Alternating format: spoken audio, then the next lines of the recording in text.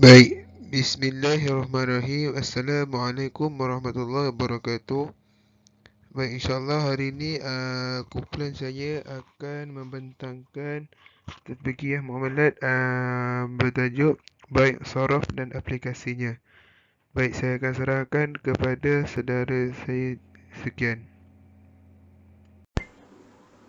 Assalamualaikum warahmatullahi taala wabarakatuh. Saya Ahmad Aizat Benjamin 19PS 0202. Okey. Kumpulan kami akan membincangkan tentang bai'us sarf. Okey. Bai'us sarf wa huwa bai'un naqdaini min adh-dhahabi wal fiddati. Bai'us sarf ialah jual beli antara mata wang yang terdiri daripada emas dan perak. Wa yushtaratu fihi an yutaqabidu syakhsani lin-naqdaini fi majlisi qabla an yatafarriqan. Disyaratkan padanya bahawa yutaqabidu seseorang itu menerima barang pertukaran tersebut itu fi majlisi qabla an yatafarriqan, di dalam akad semasa majlis itu sebelum mereka berpisah. Wa yushtaratu kadzalika ada mutafadilu fi iwadaini mutajanisaini. Dan disyaratkan demikian itu tidak berlaku lebihan fi iwadaini, maksudnya kuantiti kedua-dua barang yang ingin ditukar tersebut mestilah sama sekiranya benda tersebut itu seperti yang sama jenis, seperti pertukaran emas dengan emas. Maka kuantiti kedua tu mestilah sama. Sekiranya tidak, maka ianya termasuk jual beli tersebut dikira sebagai riba. As-sarf lughatan as-sawtu. Sarf dari segi bahasa ialah suara. Wa syar'an, dari segi syarak pula, bai'uz zahabi wal fiddati maskukaini. Jual beli emas dengan perak sama ada dalam bentuk mata wang ataupun tidak. Wasummiya bai'uha sarfan limunasabah, dan dinamakan jual beli ini sebagai sarf limunasabah istimaluha, kerana terkandung padanya ala sauti inda taqlibuha, terkandung di atasnya suara ketika berlaku jual beli. Okey. Wala farqa fi dhalika inda jumhur fuqaha min al-Hanafiyah wa Syafi'iyah wa Hanabilah baina ay yubayya al-jinsi bi jinsi. Tidak berlaku perbezaan pada ta'rif bai'us sarf ini di sisi jumhur fuqaha yang terdiri daripada Hanafi, mazhab Hanafi, Syafi'i dan mazhab Hambali. Di antara bahawa mereka mendefinisikan jual beli sarf ini sebagai jual beli jinsi bi jinsihi, iaitu jual beli dengan yang sama jenis, seperti emas dengan emas dan perak dengan perak. Wa baina, dan di antara bahawa ayyubayyi al-jinsi bi ghairi jinsihi, dan di antara jual beli yang tidak sama jenis, seperti jual beli emas dengan perak. Faqulu zalika yusammunahu sarfan, maka kedua-dua jual beli tersebut dinamakan sebagai sarf. Wa khalifuhum fi zalika istilahan malikiyah, akan tetapi mazhab Maliki berbeza dalam mendefinisikan bai'us sarf ini. Haitsu innahum qasimu bai'un naqdi bin naqdi ila thalathati aqsam. Sekira mana mereka membahagikan itu jual beli an-naqdu bin naqdi ini kepada tiga bahagian, iaitu muradilah wa mubadilah wa sarf. Okey, setakat itu saja. Saya serahkan kepada sahabat saya yang lain.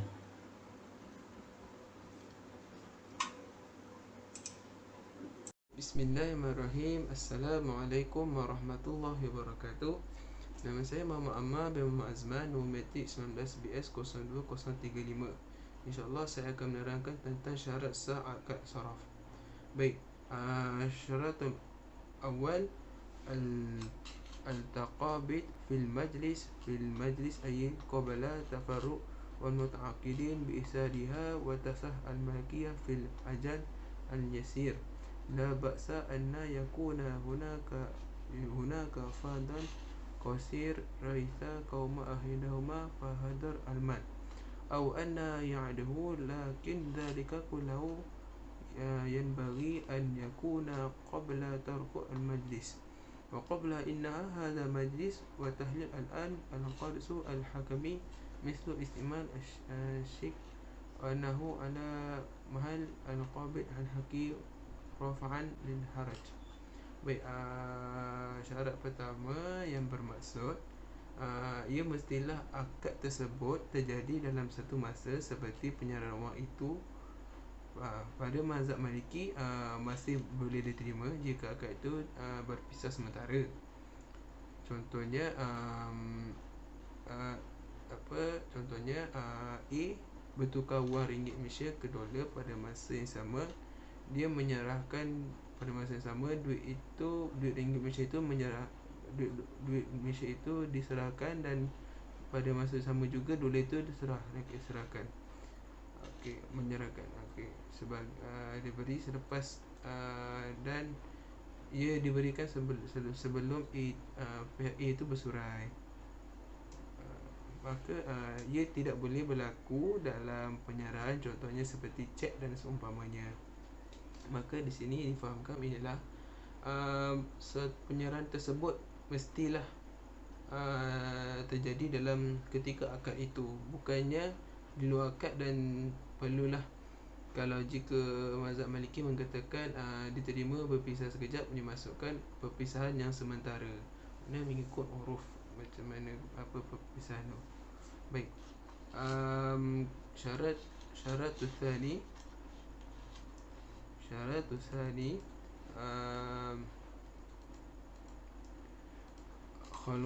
خلو عقد من خيار الشرط، يعني ممنوع في عقد الصرف أن يخلله خيار الشرط، يعني يقول وقت بشرط مثلا أن اشترى بهمي أو بشرط أن أرجع ولدي أو أولادي أو أبي أو أخي، ممنوع دخول خيار الشرط لأن خيار الشرط يمنوع المكر. Okey, syarat kedua ialah menjadikan jual beli mata wang menjadi transaksi yang diharuskan syarak. Ialah tiada syiar khiyar yang dimasukkan dalam akad jual beli kerana itu dapat khiyar, maka akad itu menjadi fasid. Maka kat sini bermaksudnya jual beli mata wang ini diharuskan syarak dan tiada syarat. Maknanya di sini sesuatu akad soraf ni tidak boleh diletakkan syarat. Contohnya seperti aku berikan duit ini dengan syarat gini. So dia tak boleh ada syarat yang tu, mana dia bagi dan dia serah dan dia ambil. Dia pertukaran macam tu terus. Kalau tidak syarat, kalau jika ada syarat, dia akan hampir sama dengan riba. Baik, syarat ketiga khalatul akad min isyratul ijal, yakni diaqad atani middah sasti hadza ba'da usbu' aw ba'da thalatha ayyam aw ba'da syahr, lianna ajal yafitul abaq. Okey, yang ketiga ini yang bersama di syarat pertama. Contohnya ia tidak boleh diberikan pada hari-hari tertentu. Contohnya si A ni berikan pada hari Isnin, dan diberikan kepada B untuk bertukar duit ringgit, dan si B ni berikan pada esok ataupun lusa. So maka di situ tidak boleh dilakukan sebegitu. Maknanya jika A tu pulang bagi kat situ, dia pun kena bagi juga kat situ. Baik, keempat syarat tamasul, yakni قال النبي صلى الله عليه وسلم مثلا بمثل سواد درهم بشيء حفظ في البيع أحداث الجنس والذهب يذهب أو فضة بفضة لا بعد اشتري لكن إذا اختلاف جنس كل منها عن آخر كأن باع ذهب بفضة أو باع فضة بذهب ولا يشترط التماثل بل يصح التفضل والمرء بالتواسي في العام وفي الواقع الأمر يعني لا بعد أن يعلم كل ما ترك هذا بتسليم يعني في بيع الذهب بالذهب والفضة بالفضة نفس الجنس لأن جاهل التفضيل يساوي التفر وهو ممنوع أو واقع عن بداء متساودا لكن ليس أكد معتدى على بذلك أيضا لا يجوز لأن جاهل يستوي amal bitafdal. Baik, syarat keempat ini yang bermaksud perlulah ada persamaan dari segi kuantiti atau nilainya mestilah sama. Contohnya ringgit Malaysia ditukar dengan ringgit Malaysia. Namun jika berlaku jual beli antara mata wang berlain jenis, contohnya jual beli mata wang ringgit dengan dolar Singapura, maka ia boleh lebih kurang kerana jenisnya berlainan. Okey. Jika ia sama jenis, maka dia perlulah sama kuantitinya. Makanya jika ia contohnya dalam masalah ini, jika wang ringgit tu nak tukar pada dolar, mestilah dia akan berharga lain kerana nilai dolar dan nilai Malaysia adalah berbeza. So kat situ dia boleh ada perbezaan di situ. Allah. Baiklah, kita beralih pula kepada hukum bai'us saraf menurut jumhur ulama. Menurut Imam Ibn Taymiyah, beliau mengatakan bahawa al-sunnah yang diijma'kan bahawa tidak boleh dijual sesuatu daripada emas sama ada dalam bentuk ketulan, serbuk atau tempaan, sama ada putih atau hitam dan sama ada elok atau buruk. Maka tidak boleh dijual antara satu dengan yang lain kecuali dengan adanya persamaan dari segi timbangan dan secara serah menyerah terus dalam majlis. Sesiapa yang menambah atau mengurangi pada salah satu balasan daripada bentuk-bentuk itu atau memasukkan ke dalam akad itu penangguhan, maka beliau telah memakan riba. Maksud yang Imam Ibn Taymiyah nak disampaikan ini ialah bahawa bai'us saraf ini haruslah sama dari segi bentuk serah menyerahnya dan juga jumlah dan timbangan. Contohnya jika emas nak ditukar kepada emas, hendaklah sama timbangan dan saiz antara satu sama lain. Kemudiannya beliau mengatakan bahawa sesiapa yang menambah atau mengurangi pada salah satu balasan daripada bentuk-bentuk itu atau memasukkan ke dalam akad itu penangguhan, maka beliau telah memakan riba. Maknanya harus dielakkan daripada menambah atau mengurangi dalam setiap pertukaran barang itu, dan juga harus dielakkan daripada penangguhan kerana ianya ialah termasuk dalam unsur-unsur riba. Kemudiannya menurut pandangan Imam Ibn Al-Qayyim, iaitu mengenai dirham dan dinar, maka mengikut sebahagian ulama, iaitu ilah kepada kedua-duanya adalah timbangan. Ini adalah mazhab Ahmad pada salah satu riwayat daripadanya dan mazhab Abu Hanifah. Sebahagian ulama pula berpendapat bahawa ilah pada kedua-duanya ialah kedudukannya sebagai harga. Ini adalah pendapat yang bukan sahaja sahih tetapi yang tetap. Yang maksud Imam Ibn Qayyim ini adalah ilah antara kedua-duanya, iaitu dirham dan dinar, ialah pada timbangannya menurut pandangan setengah ulama, dan menurut pandangan sebagian ulama yang lain pula berdapat bahawa ialah pada kedua-duanya ialah harga. Makna kata timbangan dan harga yang menjadi ilah pada pertukaran barang ini. Oleh itu Imam Ibn Qayyim mengatakan bahawa pendapat antara kedua-duanya ialah sahih dan tak tetap, iaitu ilah yang antara ilah pada dinar dan dirham ini ialah timbangan dan harga. Baiklah, sekian saja daripada saya. Wabillahi taufiq wa hidayah. Assalamualaikum warahmatullahi wabarakatuh. Assalamualaikum warahmatullahi wabarakatuh. Nama saya Muhammad Badrul Izzat bin Abdul Mukhtar, nombor metrik 19BS020030. Saya akan membentangkan berkenaan dengan dalil dan hukum bai'us sarf. Baik, yang pertama ialah dalil bai'us sarf. Terdapat dalil daripada hadis dan Al-Quran dan juga hadis Nabi sallallahu alaihi wasallam. Dalil daripada Al-Quran ialah daripada surah Al-Baqarah ayat 275. Allah berfirman, A'udzubillahi minasyaitonirrajim. Wa ahallallahu al-bai' wa harrama riba. Yang bermaksud Allah halalkan jual beli dan haramkan riba.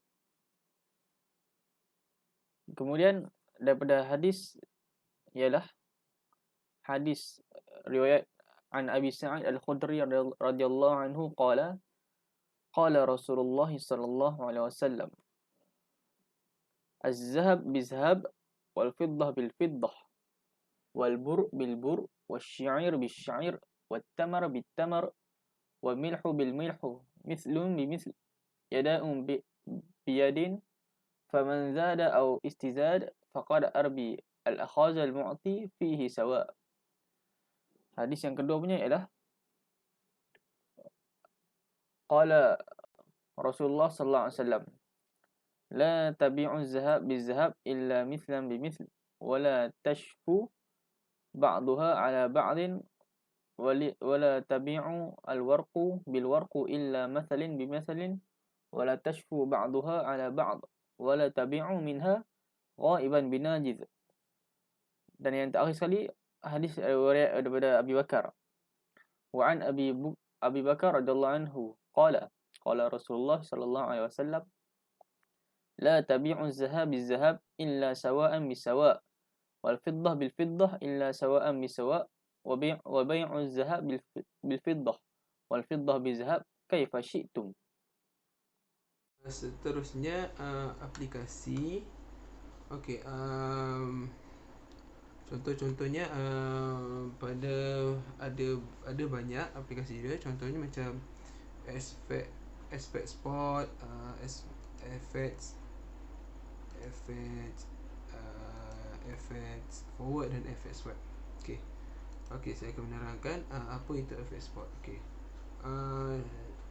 Syekh Saleh Al-Marzuki, Muhammad Akram akan kelewatan serahan mata wang dalam FX Sport yang mengambil masa selama 2 hari bekerja.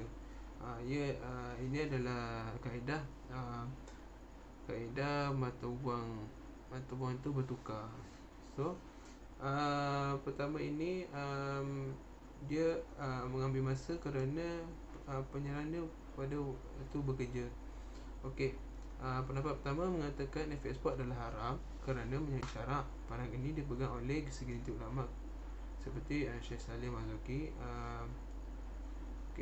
Kelewatan kerana dia kata haram adalah sebab kerana kelewatan serahan mata wang dalam FX Sport yang mengambil masa selama 2 hari bekerja dan menyalahi hadis Nabi SAW menunjukkan kadar perlu dilakukan dengan segera, akad perlu dilakukan dengan segera semasa majlis pertukaran.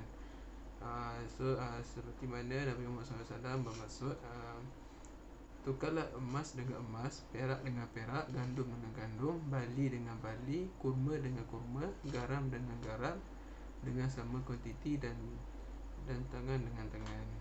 Maknanya satu akad. Apabila berlainan jenis, maka tukarlah mengikut yang kamu suka bila itu dilakukan dengan satu akad. Dalil di atas menunjukkan akad perlu dilakukan semasa pertukaran yang melibatkan emas dengan emas atau perak dengan perak. Akad perlu dilakukan sebelum kedua pihak yang terlibat terpisah daripada majlis pertukaran. Sekiranya pertukaran dilakukan tanpa akad, maka urus niaga yang dilakukan terlibat dengan riba. Dengan itu, sebarang pertukaran asing perlu dilakukan secara akad bagi kedua-dua mata wang yang ditukar dalam majlis akad. Okay. Sebenarnya tidak timbul persoalan riba dalam pertukaran FX spot ni kerana kadar sesuatu mata wang dibenarkan berbeza di antara satu sama lain dalam pertukaran. Kadar faedah yang digunakan adalah untuk menentukan kadar pertukaran dengan menggunakan formula pengenaan tertentu. Setiap pertukaran asing hanya menggunakan kadar pertukaran yang dipersetujui oleh kedua pihak. Kajian mendapati tiada fatwa daripada Majlis Fatwa Persidangan Fiqh ataupun Jawatankuasa Syariah di institusi perbankan Islam yang bersetuju dengan pendapat golongan ini yang mengatakan FX spot adalah haram. Ini mungkin disebabkan hujah yang digunakan oleh golongan ini tidak berapa kuat berbanding dengan pendapat yang mengharuskan FX spot. Majoriti ulama yang menyatakan FX spot adalah harus kerana akad pada suatu perkara bergantung kepada keadaan perkara itu sendiri dan uruf pasaran.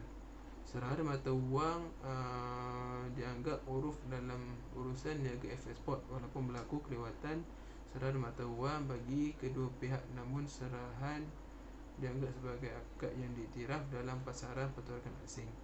Kelewatan penyerahan mata wang dalam urus niaga FX spot ini tidak dapat dielakkan oleh kedua pihak apabila menggunakan sistem pertukaran asing.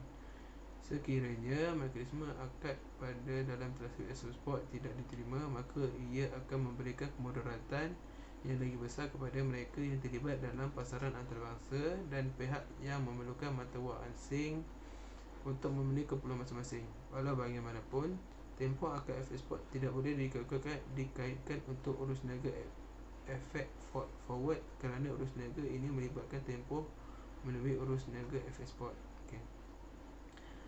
Maka seterusnya analisa FX forward berdasarkan perspektif syariah. Pandangan majoriti ulama yang mengharamkan FX forward kerana kelewatan penyerahan mata wang bagi kedua mata wang dalam urus niaga FX forward menyalahi hadis Nabi SAW dan ijma' ulama yang menetapkan setiap pertukaran emas dan perak perlulah yadin biyadin atau bersegera. Selain itu, seluruh ulama dan kebanyakan fatwa dari majlis fatwa hanya mengharuskan kelewatan takbut berlaku dalam FX spot sahaja, manakala tempoh serahan mata wang dalam FX forward telah melebihi tempoh yang dibenarkan dalam FX spot. Selain itu, kelewatan serahan kedua-dua mata wang dalam FX forward juga menyebabkan wujud unsur bai' al-kani yang diharamkan oleh syarak. Baik. Seterusnya, analisa FX swap berdasarkan perspektif syariah. FX swap adalah haram kerana mempunyai banyak elemen yang diharamkan syarak seperti tiada takabut terhadap mata wang yang dijual beli, mata wang yang tiada dalam pegangan, syarat batil ataupun pembatalkan kontrak kedua-dua baik fil bayinah, pinjaman mata wang berasaskan riba dan sebagainya. Kesimpulan, urus niaga FX spot ini adalah haram kerana menyalahi peraturan as-saraf dan peraturan syarak yang lain. Allahuakbar. Baik, maka kat sini pertukaran mata wang emas dan emas, perak dan perak ni di Malaysia telah ada dilakukan. Contohnya money exchange. Kalau bank muamalat, bank Islam, mereka melakukan dengan cara yang berlandaskan syariah. Allahuakbar.